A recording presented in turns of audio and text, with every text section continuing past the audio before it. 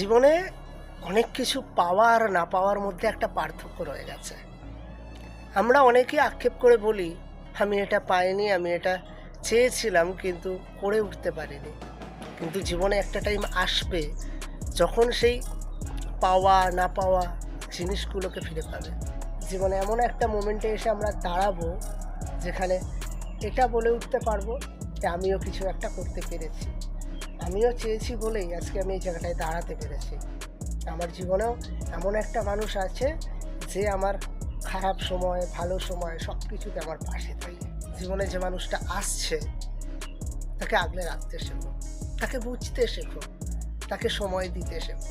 হ্যাঁ, দিনের শেষে 5টা মিনিট যদি তুমি সেই মানুষটাকে দাও না, সেই মানুষটা একটা কথাই বলবে, আমার প্রিয় মানুষটা আমাকে সময় দেয়, আমার প্রিয় মানুষটা আমাকে আগলে রাখে। জীবনে আর যাই করো না কেন, কখনো কারোর জীবন নিয়ে খেলতো না। কারণ জীবনে যে মানুষটা এসেছে সেই মানুষটাকে আগলে রাখো। জীবনটা পারফেক্ট।